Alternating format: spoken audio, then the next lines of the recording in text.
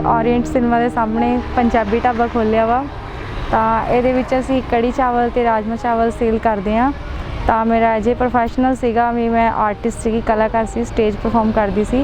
तो हुण corona virus करके बहुत ज़्यादा मतलब काम बढ़ चुका है कि शो भी नहीं लग रहे, कुछ नहीं हो रहा, सानू कोई रिस्पॉन्स नहीं आ रहा फंक्शन का भी। तो काम बंद होने कारण तो मैं ये काम शुरू किया वा। मेरिया मतलब 4 भैणां ने, तो जिन्होंने मैं घर सारा चलानी हाँ, मेरे सिर ते ने उन्हों की स्कूल की फीस जो भी है खर्चा पानी उन्होंने मैं ही हेल्प करती हाँ। तो होर कोई हेल्प नहीं करता साडी। की मशहूर है साडा कड़ी चावल ज़्यादा मशहूर है, तो चाटी दी लस्सी, राजमा चावल, कड़ी चावल, तो उहदे नाल सैलड हुंदा, ग्रीन चटनी हुंदी आ। वरतों लई जो आपां घरे आम मसाले यूज़ करते हैं, मतलब हल्दी, नमक, मिर्च, जो जीरा होया, मेथी हुई, मेथी दाना, कसूरी मेथी हुई, इदा मतलब नॉर्मल जे मसाले यूज़ करते हैं असी, मतलब हैवी मसाले नहीं यूज़ करते भी पेट इन्फेक्शन या इदा अगे मतलब खाण नाल पेट खराब हो इदा की चीज़ कोई भी यूज़ नहीं करते असी।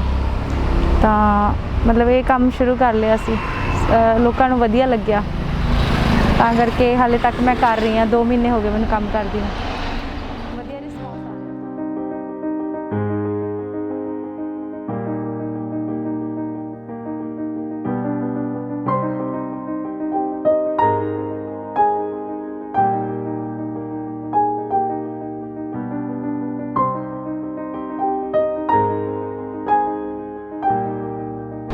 तो फिर मैं इत्थे मतलब पहला डांस करती सी, हुण मैं लॉकडाउन करके मतलब किस्तां नहीं दित्तियां जा रही सी गड्डी दियां, इन्नियां प्रॉब्लम्स आईयां मेरे उत्ते।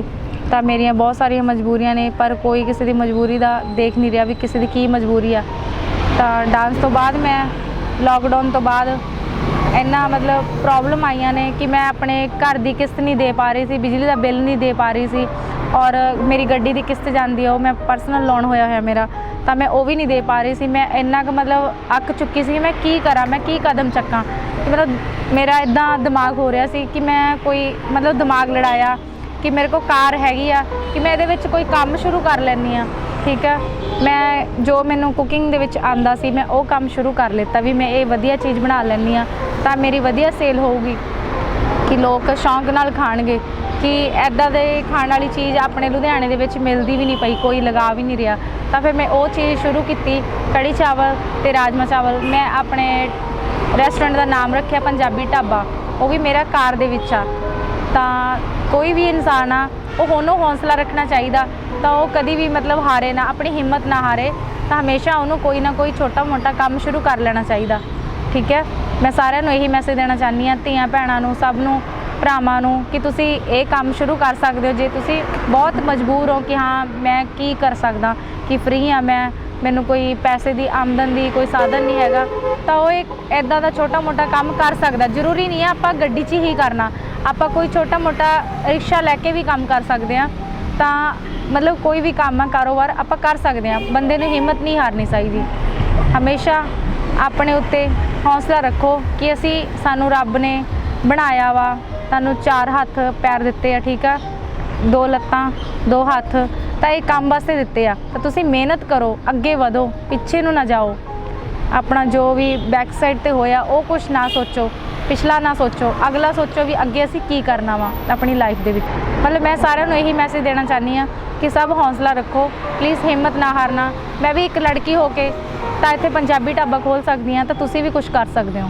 जिदा स्टेज पर चढ़ते थे लोग काफ़ी कमेंट मारते थे, लेकिन जिदा अज ये काम कर रहे काम किवें अच्छा लग रहा है? जो स्टेज पर परफॉर्म करते थे लोग, तुहानूं पता बहुत लोगों की सोच गलत पासे जाती है हमेशा लेडीज़ लई, पर उन्होंने भी मैं मैसेज देना चाहनी हाँ, कभी भी किसी इंसान का फायदा ना चुको, कभी भी किसी को गलत ना बोलो।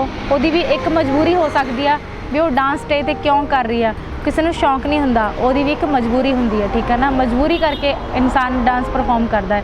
इन्ना लोगों के सामने नचना भी कोई सौखा नहीं हैगा।